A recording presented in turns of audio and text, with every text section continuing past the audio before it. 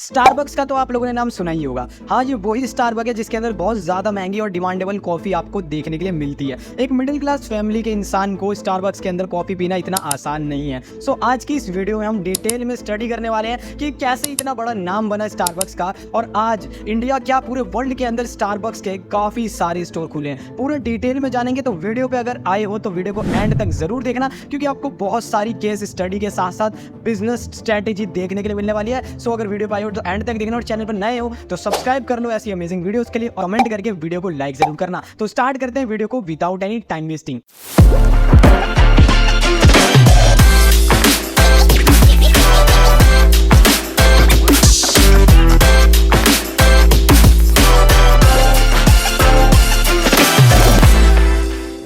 क्या आपने किसी को अपना खून बेचकर बिलियनर बनते हुए देखा है? अगर नहीं देखा तो इन्हें देखो। ये है हॉवर्ड स्कल्ट। ये वही इंसान है जिसने स्टारबक्स को $100 बिलियन यानी कि 7 लाख करोड़ का बिजनेस बनाया। लेकिन जरा सोचो, जो इंसान खुद का खून बेचकर जी रहा था, उसने कैसे दुनिया का नंबर 1 कॉफी ब्रांड स्टारबक्स को बना दिया। और पता है, सबसे हैरान कर देने वाली बात यह है कि आज इस स्टारबक्स के per day 40 lakh coffee cup बिकते हैं। और मजे की बात तो यह है, जिस ओनर ने स्टारबक्स को शुरू किया था ना, वो कॉफी बेचने के लिए नहीं किया था। लेकिन अगर स्टारबक्स कॉफी नहीं बेचता था तो फिर क्या बेचता था? सो अब मैं आपको बिल्कुल शुरू से बताता हूँ। स्टारबक्स के 32,000 से ज्यादा स्टोर 80 से ज्यादा कंट्री में फैले हुए हैं। और सिर्फ यही नहीं, स्टारबक्स के अंदर हजारों नहीं, पूरे 3.5 लाख से ज्यादा एम्प्लॉयज वर्क करते हैं। आखिर सिएटल के मार्केट में शुरू हुआ स्टारबक्स इस मुकाम तक कैसे पहुंचा, इसके पीछे की कहानी क्या है, चलिए जानते हैं। तो स्टारबक्स की शुरुआत सन 1971 में यूएस के सिएटल में पाइपलेट मार्केट में जेरी बेंडविन, जेव सिंगल, जॉर्डन बुआकर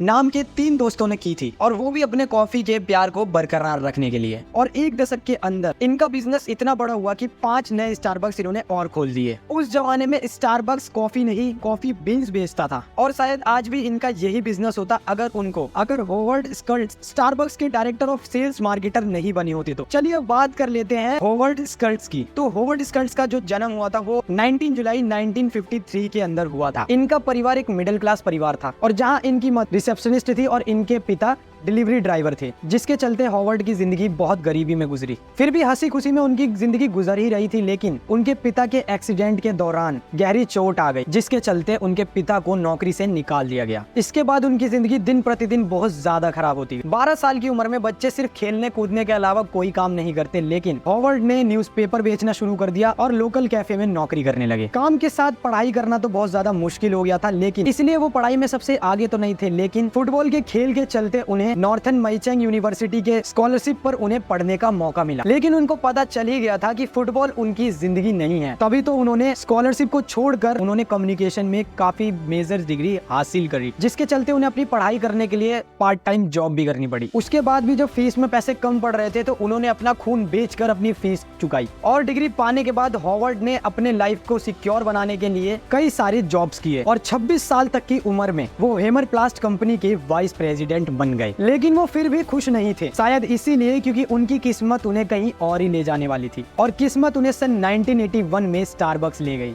और वहां जाते ही उन्हें अपनेपन का एहसास दिखा। 1 साल तक स्टारबक्स के ओनर को वो बग और बैग करके आखिरकार उन्होंने सन 1982 में स्टारबक्स में अपनी जगह बना ली। ये तो हुई स्टारबक्स में एंट्री की शुरुआत। अब जान लेते हैं कि दुनिया के अंदर स्टारबक्स की कैसे एंट्री हुई। 1983 में काम के सिलसिले में हॉवर्ड को इटली जाना पड़ा, और ये वही जगह थी जहां उन्होंने देखा कि लोग रोजमर्रा की जरूरत के लिए नहीं, कॉफी को एक एक्सपीरियंस लेकर जिंदगी के मजे ले रहे हैं, और वो ये सब देख के हैरान रह गए। उन्होंने कॉफी के साथ ऐसा रोमांस यानी कि प्यार पहली बार देखा था, और वो इस रोमांस को देखकर इतना इंस्पायर हुए कि उन्होंने स्टारबक्स के ओनर के सामने स्टारबक्स कॉफी स्टार्ट करने का आइडिया रख दिया। लेकिन ओनर इस चीज के लिए तैयार ही नहीं थे। वो कह रहे थे कि जो चीज बिगड़ी ही नहीं है उसको बेहतर करने की क्या जरूरत है, जैसा चल रहा है वैसे चलने दो। और हॉवर्ड भी अपनी बात पर खड़े रहे। 1 साल बाद स्टारबक्स ने अपनी पहली कॉफी लॉन्च करी। 1 साल बाद स्टारबक्स ने अपनी पहली कॉफी बेची। हालांकि यह बिजनेस भी सक्सेसफुल रहा था, लेकिन वहां के ओनर ने इसको डिसकंटिन्यू मतलब बंद करवा दिया, और इसी के चलते हॉवर्ड ने 1985 में स्टारबक्स छोड़ दिया।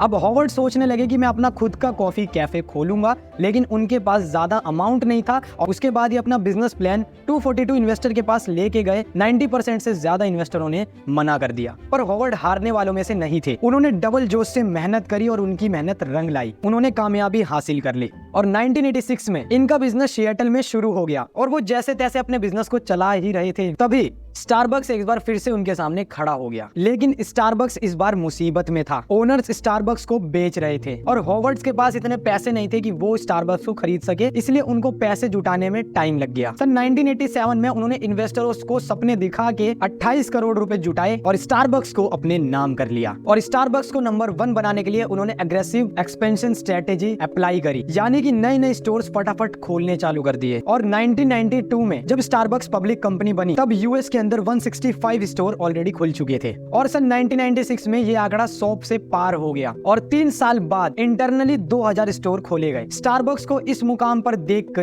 हॉवर्ड बहुत ज्यादा खुश हुए और फिर सन 2000 में फिर उन्होंने सीईओ की पोजीशन जिम डोनाल्ड के हाथ में सौंप दी और तब तक 3000 स्टोर की जिम्मेदारी जिम डोनाल्ड के कंधों पे थी। और उसके बाद 2000 से लेकर 2007 तक ये नंबर 3000 से लेकर 15000 स्टोर तक पहुंच गया। मतलब हर साल 1500 न्यू स्टोर खोले जा रहे थे और सेल 14,000 करोड़ से लेकर 70,000 करोड़ तक पहुंच गई। सो उसके बाद स्टारबक्स के मालिक ने कभी भी पीछे मुड़ के नहीं देखा। उसके बाद ये नंबर बढ़ता ही गया और आज इंडिया का सबसे बड़ा ब्रांड स्टारबक्स बन चुका है। सो अगर आपको वीडियो अच्छी लगी होगी, इन्फॉर्मेटिव लगी होगी, तो वीडियो के नीचे कमेंट करके जरूर जाना कि बेस्ट पार्ट आपको क्या लगा। सो बाकी इतना ही था इस वीडियो में। आई होप आपको वीडियो अच्छी लगी होगी। अगर आपने वीडियो को यहाँ तक देखा है तो आई होप आपने कुछ ना कुछ तो जरूर सीखा होगा। सो अगर चैनल पर है तो सब्सक्राइब कर दो, लाइक कर देना, वीडियो को शेयर करना मत भूलना, क्योंकि ऐसी नॉलेज हर इंसान को होनी चाहिए। सो मिलते हैं अगली वीडियो में अगली नॉलेज के साथ। All the very best.